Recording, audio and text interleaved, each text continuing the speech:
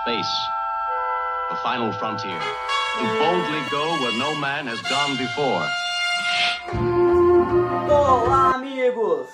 Como prometido, o vídeo de hoje será um complemento do vídeo anterior. Só que em vez de falarmos de Star Wars, falaremos agora de Star Trek. Então continuaremos falando sobre o Raio da Morte, só que dessa vez sobre o de Nikola Tesla. E então, preparados para estar comigo onde nenhum outro homem jamais esteve? Então, bora ter aquele papo interessante!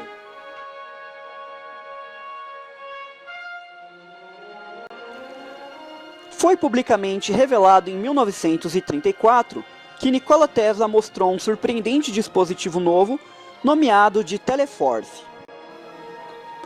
O primeiro projetor de feixes de partícula da história. Pelo menos o primeiro elétrico, pois já vimos antes que provavelmente Arquimedes criou um de calor. Tesla afirmou que seu dispositivo poderia atacar um alvo a 400 km de distância, nivelando milhões de soldados ou até mesmo uma frota de 10.000 aeronaves. Rumores indicam que os primeiros protótipos foram disparados sob o Círculo Ártico no início do século passado. Boatos foram propagados por aparentes testemunhas envolvidas em seu complexo laboratório, que divulgaram à mídia, que afirmaram que ele disparou a arma em um local no Polo Norte. Mas a distorção atmosférica e a curvatura da Terra desviaram o feixe. De início, parecia que não havia surtado efeito. No entanto, a notícia passou a ser relacionada a um evento na Sibéria, uma explosão que havia devastado Tunguska em 30 de julho. Essa foi uma das opções de armas de destruição em massa que acabaria com a Segunda Guerra Mundial. Porém, no final, optaram pela bomba atômica de Albert Einstein.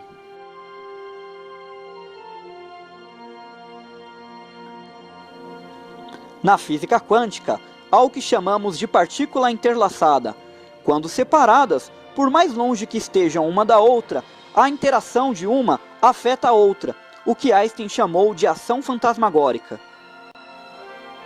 Foi feito um experimento na Ilhas Canário, costa da África, onde pegaram uma partícula interlaçada de fóton e deixaram-a na ilha de La Palma, e através de um telescópio a laser, o enviaram para a ilha de Tenerife, uma das ilhas vizinhas. Depois, trouxeram outro fóton que queriam interlaçar. Usando as informações do fóton original, criaram outro fóton original, o fazendo atravessar centenas de quilômetros instantaneamente. Bem, agora viajando um pouco. Se fosse possível ser feito com seres humanos, precisaríamos de uma câmara de partícula interlaçada com outra, eliminando as partículas da câmara que você estava, e voilá, teletransporte. Aí fica a pergunta, quem estaria ali? Você ou uma cópia exata de você? É assustador, não é mesmo? Bem, vou deixar aqui no link da descrição um vídeo do Além do Cosmos sobre o assunto. É bem explicativo, de uma forma bem mais detalhada. Na mitologia de Star Trek, para percorrer enormes distâncias, eles usavam uma dobra espacial, que seria uma forma mais eficaz que até mesmo a velocidade da luz. Como vimos anteriormente em The Flash e a relatividade, para quem ainda não assistiu, eu vou deixar aqui o link na descrição, se alcançarmos a velocidade da luz, pararíamos todo o espaço-tempo. Porém, a dobra espacial não se trata bem de velocidade. A nave na verdade dobraria o espaço-tempo, fazendo assim com que o espaço se mova, e não eles. Claro que ainda não temos esse tipo de tecnologia, mas há quem teorize ser possível, viu? Uma outra suposta forma de viajar longas distâncias no espaço de forma bem mais rápida seria através da ponte de Einstein-Rose, ou buraco de minhoca. A teoria da relatividade geral de Einstein nos diz que o efeito gravitacional pode curvar o espaço-tempo.